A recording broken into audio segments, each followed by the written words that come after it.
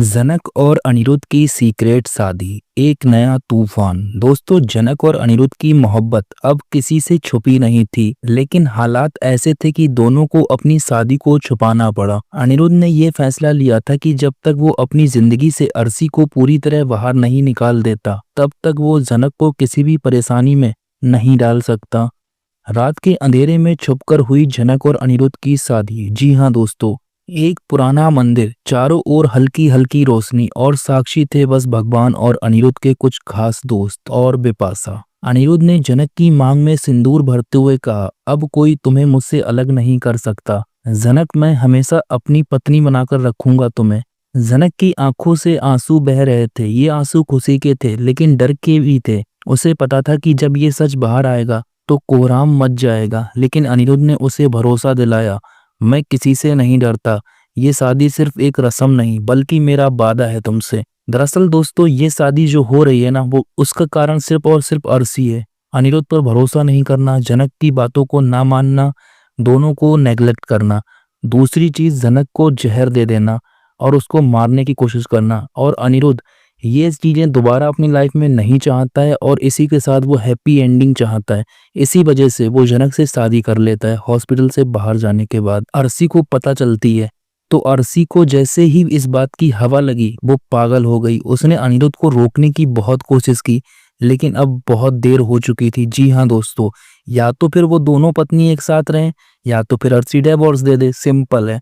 अगली सुबह जब अनिरुद्ध और जनक घर पहुंचे तो बवाल खड़ा हो गया। अर्शी ने घर में तूफान मचा दिया। तुमने मुझे धो दिया अनिरुद्ध, वो चिल्लाने लगी। तू मेरी पत्नी थी ही कब? तू सिर्फ एक साजिश थी, अनिरुद्ध ने जवाब दिया। दोस्तों, अर्शी ने पूरी फैमिली को भड़काने की कोशिश की। उसने जनक पर फिर से इल्जाम लगाना शुरू कर दिया कि वो इस घर को तोड़ने आई है, लेकिन इस पर बिपाशा ने उसका साथ नहीं दिया। बिपाशा, जिसने पहले जनक की बहुत साजिशें की थी, इस बार उसके साथ खड़ी हो जाएगी। दोस्तों, अर्शी, तेरा झूठ अब नहीं चलेगा। जनक ने हमेशा सही कहा था। तेरा असली चेहरा अब सबको दिख चुका है, बिपाशा ने गुस्से से कहा। अर्शी बौखला गई, लेकिन इस बार वो सिर्फ गुस्से में चिल्लाने वाली नहीं थी। उसने जनक को खत्म करने की ठान ली।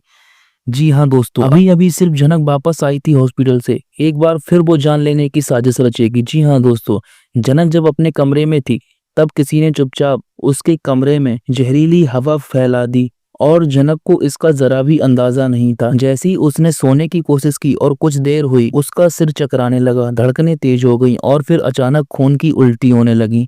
वो एक बार फिर जमीन पर धड़ाम से गिर गई और बेहोश हो गई। घर के लोगों में अफरा तफरी मच गई, लेकिन सबसे पहले जो दौड़ा वो था अनिरुद्ध। दोस्तों, इस बार भी अनिरुद्ध पीछे नहीं रहा। जनक आंखें खोलो करता रह गया। दोस्तों, अनिरुद्ध बिना एक सेकंड गवाए उसे अपने कंधे पर उठाता है और अस्पताल की ओर भागता है। उसकी आंखों में आंसू गिर रहे थे। तभी दोस्तों, जनक आईसीयू में पहुंच जाती है। डॉक्टरों ने कहा कि अगर कुछ देर और हो जाती तो शायद हमें बचाना मुश्किल होता, क्योंकि इसको सांस की प्रॉब्लम हो रही थी और इसको कहीं ना कहीं ट्यूमर भी हो सकता था।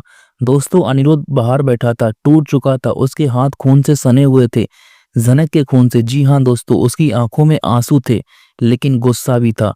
वो अब सब समझ चुका था, ये अर्शी की साजिश थी। डॉक्टर बाहर आए और बोले, हमने उसे बचा लिया है, लेकिन अभी भी खतरे से बाहर नहीं है।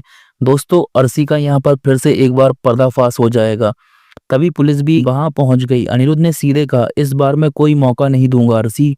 तभी अर्शी ने जनक को मारने की कोशिश की है, इसे गिरफ्तार कर लो, कहते हुए अनिरुद्ध चिल्लाया। अर्शी ने बहुत सफाई दी, लेकिन डॉक्टर की रिपोर्ट आ चुकी थी। जनक को जहर से मारने की साजिश रची गई थी, क्योंकि उसी के कमरे में जहरीली हवा थी। दोस्तों, अर्शी की पोल खुल चुकी थी। तू हमेशा कहती थी कि मैं जनक को छोड़कर तुझे कभी नहीं छोड़ सकता। अब देख, मैं तुझे अपनी जिंदगी से हमेशा के लिए निकाल रहा हूँ।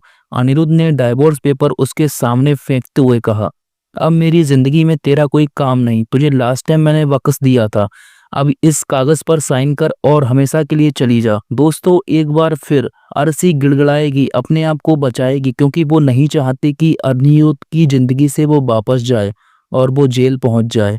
इसीलिए अर्शी की आंखें फटी रह जाएंगी, उसकी दुनिया उजड़ जाएगी। वो कुछ भी कह नहीं पाएगी, लेकिन वो अनिरुद्ध से माफी मांगकर ये कहेगी कि मुझे अरेस्ट मत करवाओ, और इतने में जनक को होश आ जाएगा। दोस्तों, जनक और अनिरुद्ध की नई शुरुआत हो जाएगी। जी हाँ दोस्तों, अब जनक की आंखें खुली तो उसकी सामने अनिरुद्ध था। उसकी आंखों में प्यार और पछतावा दोनों थे। उसने जनक का हाथ थाम लिया और कहा, अब कोई भी हमें अलग नहीं कर सकता, मैं हमेशा तुम्हारे साथ रहूंगा। जनक की आंखों से आंसू गिरने लगे, लेकिन इस बार ये सिर्फ खुशी के आंसू थे दोस्तों। कुछ हफ्तों के बाद अनिरुद्ध ने सबके सामने जनक से फिर से शादी करने की पेशकश रखी, और इस बार कोई छुपकर कुछ नहीं होगा, पूरी दुनिया के सामने होगा। बिपाशा, जिसने कभी जनक की साजिशें की थी, इस बार उसकी सबसे बड़ी ताकत बन जाएगी और पूरी शादी का भार उठाएगी। और बिपाशा अनिरुद्ध जनक से कहती नजर आएगी, अब तुम दोनों को कोई तकलीफ नहीं होगी, परेशान ना हो, मैं हूँ। और इतने में अरसी अभी भी वहीं बॉस हाउस में होती है। वो कहती है कि तुम ऐसे शादी नहीं कर सकते जब तक मैं तुम्हें डाइवोर्स पेपर पर साइन ना कर दूं। हमारी अभी डाइवोर्स नहीं हुई है। लेकिन दोस्तों अनिरुद्ध मानने को तैयार नहीं होता है। वो सीधा कहता है, तुम्हें रहना है तो रहो, नहीं रहना है तो डाइवोर्स पेपर पर साइन करो और निकलो। दोस्तों अनिरुद्ध का सिंपल सा सिद्धांत है, वो उसको प्रताड़ित करेगा, समझाएगा, या फिर उसको ऐसे ही छोड़ देगा। और अरसी एक ना एक दिन उसके जीवन से अपने आप निकल जाएगी। और दोस्तों यहीं पर होगा सीजन 2 का धमाका। जी हाँ दोस्तों, कुछ सालों बाद जनक और अनिरुद्ध अपने प्यारे बच्चे के साथ नई जिंदगी बसा चुके होंगे। लेकिन क्या उनकी खुशियों में फिर कोई भूचाल आएगा? क्या कोई नई दुश्मन उनके खिलाफ नई साजिश रचेगा? क्या सोचते हो आप? कमेंट करके हमें जरूर बताएं दोस्तों। मिलते हैं अपने नए अपडेट के साथ, तब तक के लिए धन्यवाद।